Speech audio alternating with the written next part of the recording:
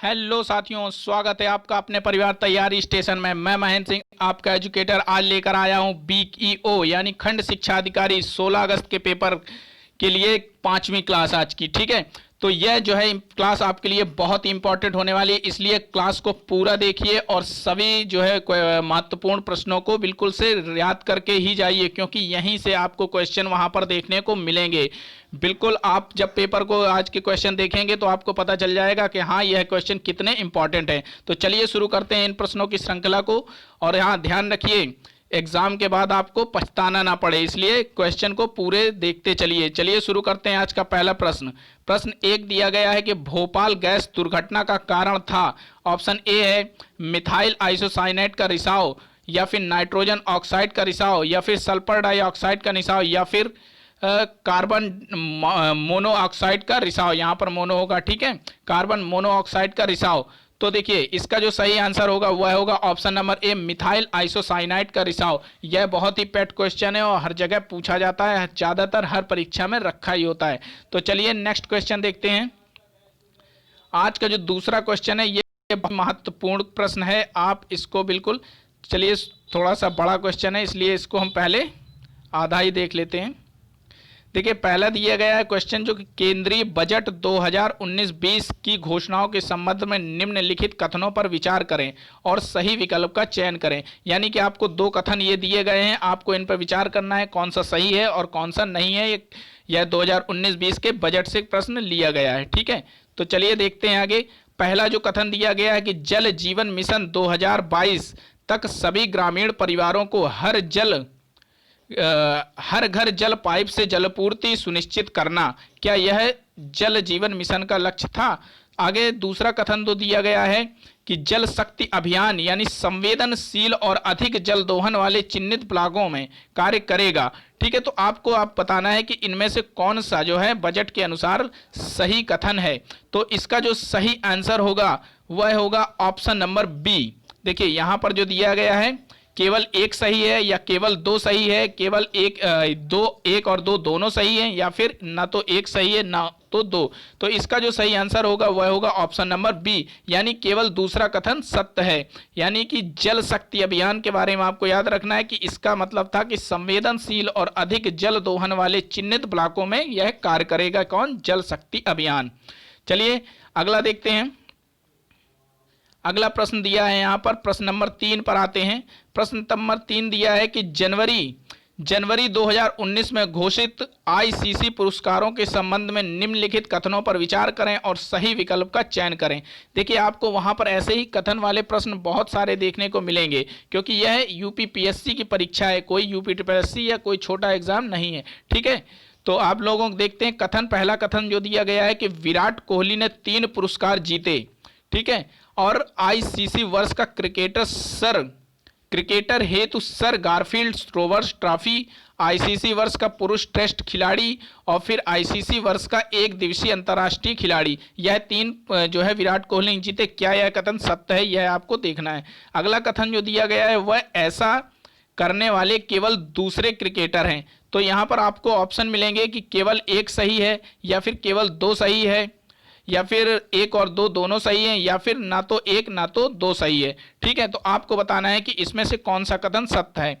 तो इसका जो सही आंसर होगा वह होगा ऑप्शन नंबर ए, यानी केवल एक कथन सही है, पहला कथन सही है। तो इसको आपको याद रखना है कि विराट कोहली ने 3 पुरस्कार जीते हैं। कौन कौन से? आईसीसी वर्ष का क्रिकेटर हेतु सर गारफील्ड रोवर ट्रॉफी, इसके बाद आईसीसी वर्ष का पुरुष टेस्ट खिलाड़ी। ठीक है, पुरुष टेस्ट खिलाड़ी भी किन्होंने जीता है सबसे?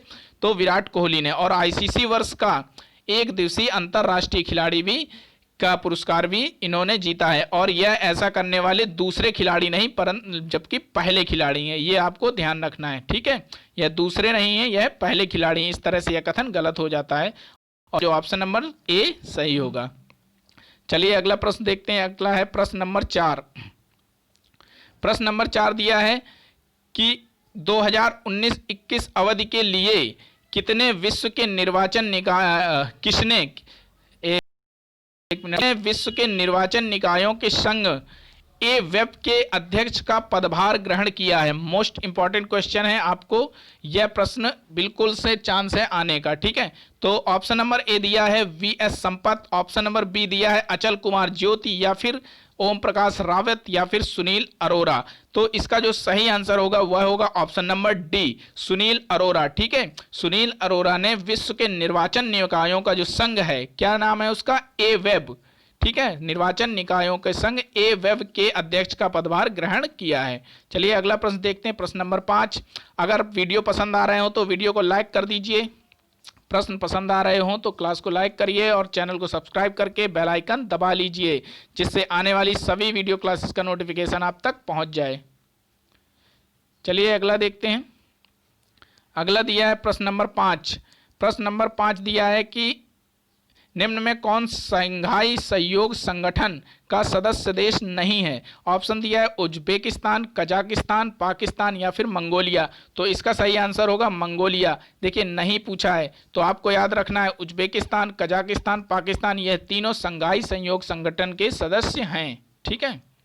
अगला प्रश्न नंबर 6 दिया है कि 2022 फीफा विश्व कप की मेजबानी करेगा, कौन करेगा? तो यूएई, कतर, या जापान, या फिर तुर्की। तो इसका जो सही आंसर होगा वह होगा ऑप्शन नंबर बी, यानी कि 2022 फीफा विश्व कप की मेजबानी करने वाला देश कौन सा होगा? कतर। अगला प्रश्न देखते हैं, प्रश्न नंबर 7।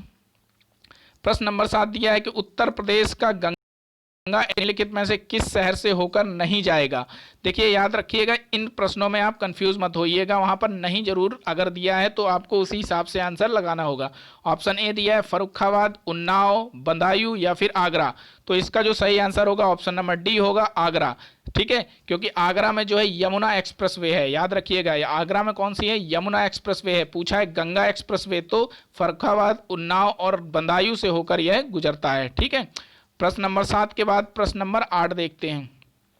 प्रश्न नंबर 8 में दिया है कि निम्न में से कौन सा खाने की वस्तुओं के परिरक्षण में प्रयोग होता है? तो साइट्रिक एसिड, या फिर पोटेशियम क्लोराइड, या फिर सोडियम बेंजोएट, या फिर सोडियम क्लोराइड। तो इसका जो सही आंसर होगा वह होगा option number C, sodium benzoate. यानी कि जो सोडियम बेंजोएट होता है वह वस्तुओं के परिरक्षण या रक्षण में संभाल कर रखने में इसका प्रयोग किया जाता है, ठीक है, अधिक समय तक खाद्य की चीज़ों को। तो चलिए अगला प्रश्न है प्रश्न नंबर 9। प्रश्न नंबर 9 दिया है नीति आयोग से क्वेश्चन लिया गया है कि नीति आयोग के स्वास्थ्य सूचकांक 2019 और स्वस्थ राज्य प्रगतिशील भारत में बड़े राज्यों में उत्तर प्रदेश का कौन सा स्थान है? तो देखिए इसकी थीम क्या थी, ये आपको याद रखना है कि स्वस्थ राज्य प्रगतिशील भारत, ठीक है। तो इसमें आपको स्थान बताना है कि कौन सा था। ऑप्शन दिया है 20वां, 21वां, 22वां, या फिर 23वां, ठीक है। तो इसका सही आंसर होगा ऑप्शन नंबर डी, यानी 21वां, ठीक है। स्वस्थ राज्य प्रगतिशील भारत में बड़े राज्यों में उत्तर प्रदेश का कौन सा स्थान है? तो वह 21वां स्थान है। बिल्कुल अच्छा क्वेश्चन है ये। चलिए अगला प्रश्न देखते हैं। अगला दिया है कि पेट्रोटेक 2019 का आयोजन किया गया, कहाँ किया गया है? गाजियाबाद में, लखनऊ में, कानपुर में, या फिर ग्रेटर नोएडा में। तो इसका जो सही आंसर होगा option number D, greater Noida में होगा। याद रखेंगे यह इंपॉर्टेंट क्वेश्चन है, आपके एग्जाम में बिल्कुल संभावित है। पेट्रोटेक 2019, ठीक है, करंट का क्वेश्चन है ये, ग्रेटर नोएडा में आयोजित किया गया था, ठीक है। अगला प्रश्न देखते हैं, प्रश्न नंबर 11। प्रश्न नंबर 11 2019 में संपन्न जलवायु परिवर्तन पर संयुक्त राष्ट्र फ्रेमवर्क कन्वेंशन के पक्षकारों के सम्मेलन CPO 25 की मेजबानी किसने की? ठीक है, तो इसमें देखिए ऑप्शन दिए हैं चिली, स्पेन, ब्राजील, या फिर अफ्रीका। आपको बताना है कि कौन सा ऑप्शन सही होगा, ठीक है। तो देखिए सबसे पहले हम आपको बताएं कि संपन्न जलवायु परिवर्तन में संयुक्त राष्ट्र फ्रेमवर्क कन्वेंशन के पक्षकारों के सम्मेलन, इसको बोलते क्या है? तो कोप, यानी कि COP यानी कोप 25 की मेजबानी किसने की? ठीक है, तो इसका जो सही आंसर होगा ऑप्शन नंबर प्रश्न नंबर 11 का सही आंसर होगा ऑप्शन नंबर बी, यानी स्पेन, ठीक है, स्पेन ने की थी, याद रखेंगे। अगला प्रश्न देखते हैं, ठीक है। अगर आपको प्रश्न पसंद आ रहे हैं तो वीडियो लाइक करिए। चलिए अगला प्रश्न देखते हैं, प्रश्न नंबर 12 आते हैं। पूर्ण, बहुत ही इंपॉर्टेंट क्वेश्चन है ये। चलिए इसको थोड़ा सा छोटा कर देते हैं। चलिए हाँ ऐसे करते हैं। चंद्रयान 2 के प्रक्षेपण में किस उपग्रह प्रक्षेपण यान का प्रयोग किया गया है? ठीक है, अभी चंद्रयान 2 जो भेजा गया था चंद्रमा पर भारत की तरफ से, तो वह थोड़ा सा विफल हो गया था, क्योंकि वह जो है पहुंचने वाला था, तब वहाँ कुछ दुर्घटना हो गई थी, है ना। तो यह काफ़ी हाईलाइटेड रहा। तो आपसे यह प्रश्न पूछा जा सकता है कि प्रक्षेपण में किस उपग्रह प्रक्षेपण यान का प्रयोग किया गया था। ऑप्शन दिए हैं भूतुल्यकाली उपग्रह प्रक्षेपण यान GSLV मैक-30 M1, या फिर भूतुल्यकारी उपग्रह प्रक्षेपण यान GSLV M30 M2, या फिर दिया गया ऑप्शन सी भू-स्थैतिक उपग्रह प्रक्षेपण यान GSLV M3 M1। ठीक है, या फिर ऑप्शन दिया है कि भू-स्थैतिक उपग्रह प्रक्षेपण यान GSLV M3 M2।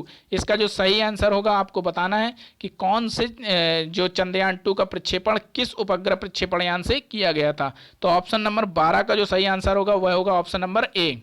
ठीक है, प्रश्न नंबर 12 का ऑप्शन नंबर ए सही होगा, भूतुल्यकालिक उपग्रह प्रक्षेपण यान GSLV MK3 और M1। ठीक है, इसका जो नाम था याद रखना है इसको थोड़ा सा।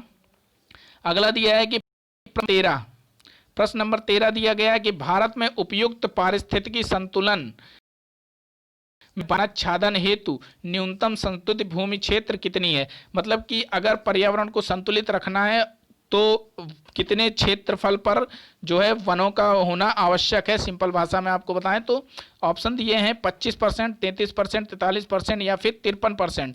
तो जो प्रश्न नंबर 13 है उसका सही आंसर होगा 33%, यानी कि पूरी धरती पर या भारत में उपयुक्त जो, हाँ पूरी धरती नहीं, भारत की बात हो रही है यहाँ पर, भारत में 33% वन होने चाहिए। अगर पारिस्थितिक संतुलन बनाना है और पर्यावरण को बचाना है तो 33% वन होने चाहिए। ठीक है, चलिए अगला प्रश्न देखते हैं, प्रश्न नंबर 14।